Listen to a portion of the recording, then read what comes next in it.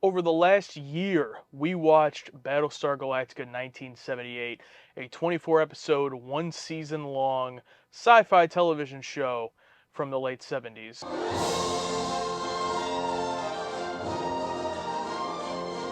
We watched about 2 episodes a month over on our Patreon. And I know that recently we posted one as a preview, guys, edited version for you here, Baltar's Escape.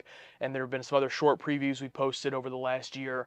But we watched the whole thing full and uncut over on our Patreon. We just finally finished it actually earlier this week as of recording this. In the beginning, I did not care for this show at all, but as it went on, I started to really like it, and then when I most liked it, it ended.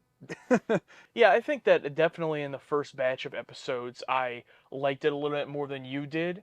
And then as it went on, it started to wear a little bit because the show starts off and we follow these three main characters for the most part: Adama, his son Apollo, and then Starbuck. They also have Apollo's sister and Adama's daughter, Athena, also involved early on in the show. And they have storylines where there's a kid. uh, Boxy running around in a robotic dog that's actually a chimp in a suit, Muffet, that terrified Alex for quite a while. Yeah, I have a primal fear of chimpanzees ripping people apart, and then if you've ever seen Nope, and then you see this chimp running around, it's like as if they would keep filming and put it in the episode of this chimp, killing people. But I always saw like, oh man, something's gonna happen. But then the show kind of changes throughout the season, and Athena just disappears, and then eventually, even though it was a little bit welcome, Boxy and Muffet disappear, and never to come back, and we start getting new characters. And even though it was just a one season show, it really felt like it underwent like several different iterations in this one season. And I agree with you that it did end up being its strongest towards the end. But there in the middle, when we were watching 2 episodes a month, especially when we were still virtual, because this was like the only show that we started virtually and then finished in person, like half and half almost. It did start to definitely kind of get weak and almost like completely lose any interest from me. What I found interesting is that when it like first aired, like it was pitched as like three different pilot movies, but after the first one came out, they changed it. Like Glenn Larson like announced like, nope, it's gonna be a weekly TV show, and like all the production was like, what? So they were scrambling like to get the episodes out to the point. We talk about how the actors looked like it was like their first day on set. It said like sometimes the actors were literally reading off cue cards to make these quotas for these weekly releases. Like, isn't that crazy? Yeah, it is. And it gives me more of an appreciation of how watchable a lot of it still was. Like there Mm-hmm. weren't that many episodes that were like, wow, this is just like completely unwatchable. I had a good time with mostly all of them. Are there maybe one or two episodes I could sit here and think of that I had no interest in? Probably. But for the most part, even the ones I didn't care for were just some like weird offbeat adventure of like, Apollo goes down to a planet and there's a sheriff Cylon that runs the town, always just like random plots and stories that, kept me interested. Yeah, I like that one, and the one with Starbucks' dad. I really like that one a lot because I don't know, the character and the background stuff is always fascinating. For both of us, our favorite part of the show was the character Baltar, played by John Calicos. I didn't do much research into him, but definitely seems like a Shakespearean actor. Like he was meant, like if he was around in Shakespeare's time, he would have been like the leading man, leading villain in every single play. And I wish he was more of like a big movie star because I can't think of anything else he's been in. I'm sure he's been a character TV actor forever, but something about like a performance that's so hammy and over the top to the point where it's not ridiculous, but it's charming, and it makes you want to see him more. Counterbalanced with Lauren Green's performance as Adama, very stoic, straight, while Baltar's like Baltar starts off in the series as, turning on the Galactica to join up with the Cylons who, attack them in the first three-part episode, and he kind of leads the Cylons for a little bit, where he slowly but surely starts to get more comfortable into the Baltar character of being over the top and really chewing the scenery. And then he just gets arrested and disappears for a good chunk of the middle. And now that I say that, I think it's kind of clicking that that's probably where the show really slowed down. yeah. I mean, every time he wasn't on screen, we're like, where is he?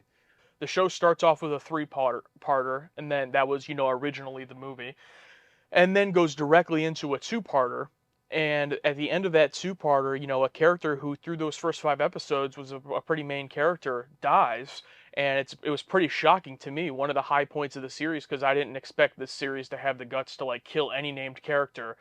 Because of the way they treated everything was so like easy and OP to the main characters, they just got through all the Cylons like butter. So when Hmm. one of the main characters dies, I was very shocked by that.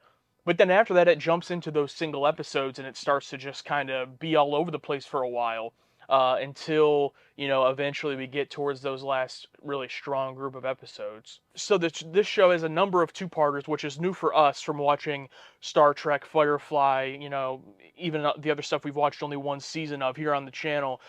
We haven't really watched a show that has as many two-parters as Battlestar Galactica. But in this show, there will be two-parters scattered throughout the whole thing. And I know that they originally made a batch of what were supposed to be TV movies, but then they ended up having to splice them into episodes. But they really don't work on their own.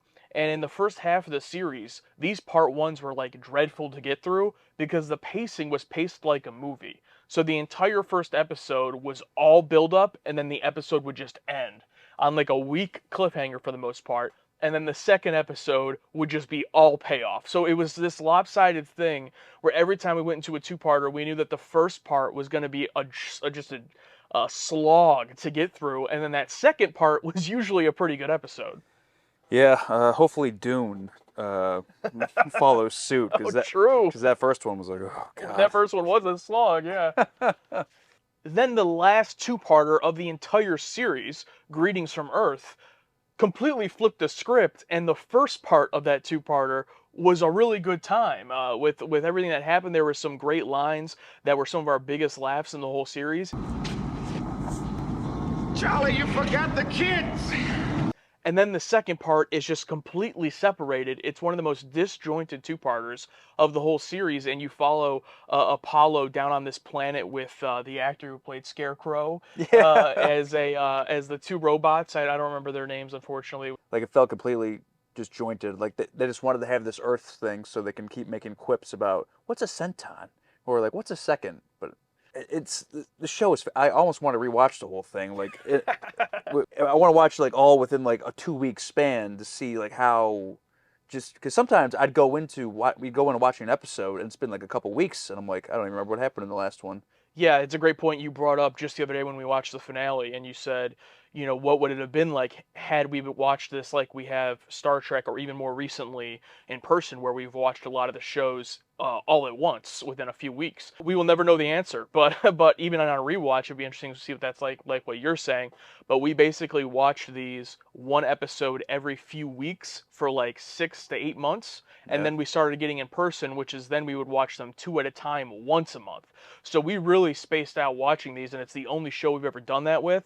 I do think there are pros and cons. The pros being that I was really invested by the finale, much more invested than I think I would have been if we watched the whole thing in a month.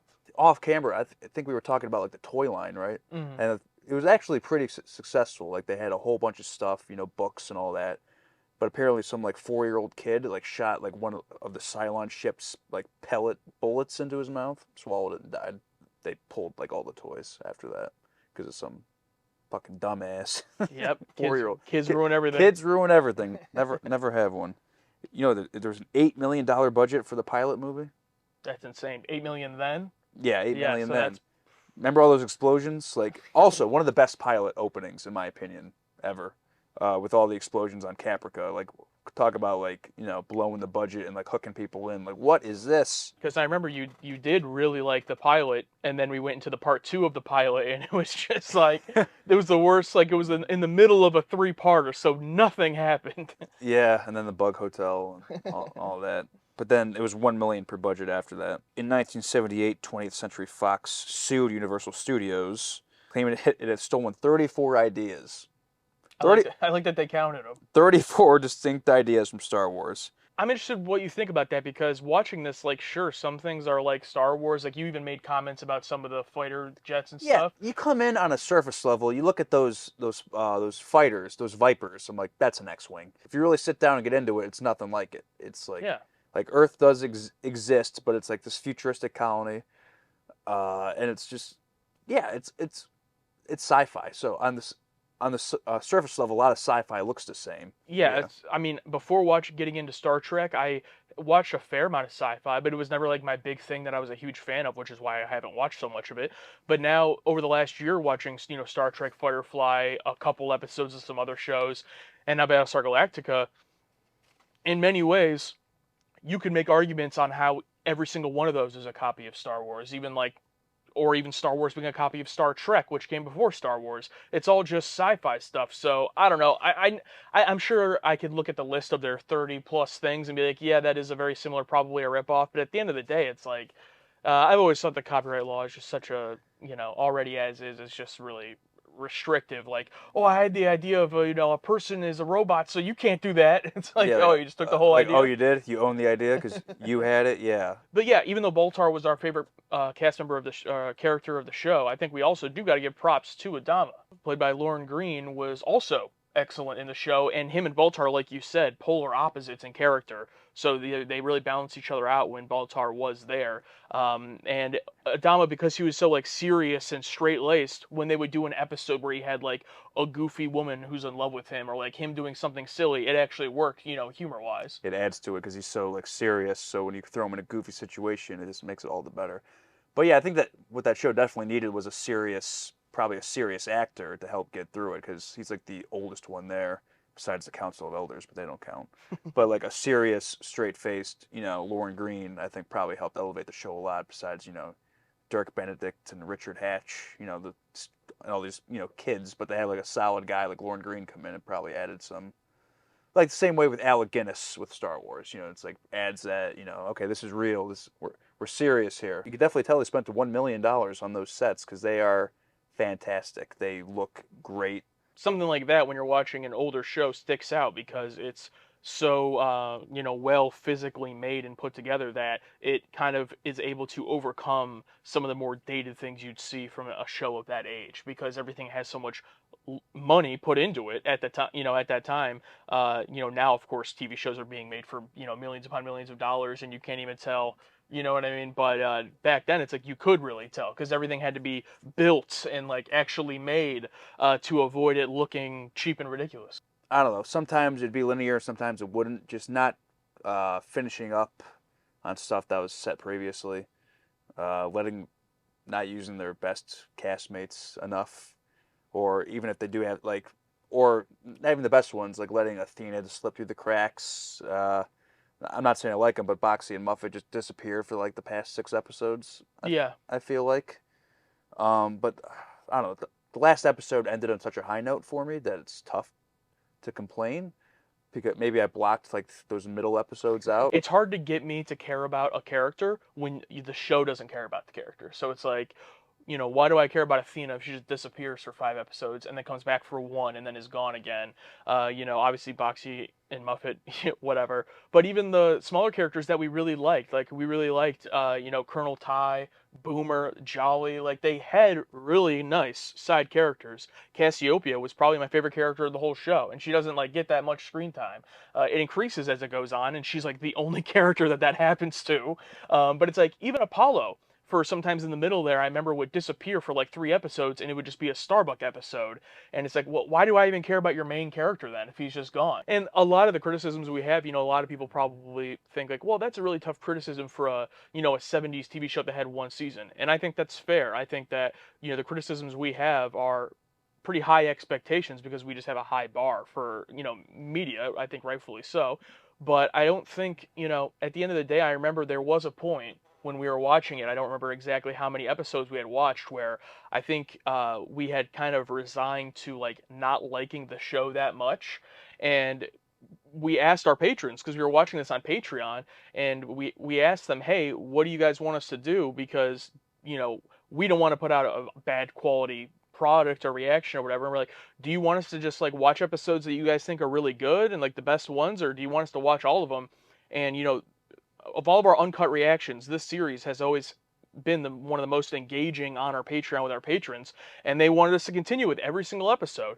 And now that it's over, of course, now I'm glad that we did, because like now the work's already put in, we already did it, and I'm glad we watched every episode, if for nothing else, because I really feel like that last episode was a pretty good payoff. On a lonely quest, a shining planet known as Earth. Yeah, absolutely. That finale didn't tie everything together, but it tied some things together. And I called the ending. I called the ending shot. He did, yeah. It was great. I'm like, wow. Even though it's been done 100 times, probably in 100 movies, it did something. I think it left its mark for being its own thing. I mean, pop culture references, Bears beats Battlestar. You know, Battlestar Galactica, yeah. that's all I knew it from. That's I forgot about that. Yeah. Yeah, and that's also what I'm most curious about. We have no commitments of if we're gonna watch anything else with this property, but obviously the one thing that everyone always brings up when they find out that we're watching this is that there is that hugely successful and popular 2000s reboot, which is multiple seasons and went much far beyond what this original one ever did. And maybe that's something we watch one day. Maybe it's on Patreon or maybe it's for YouTube as well. Who knows? That's a possibility.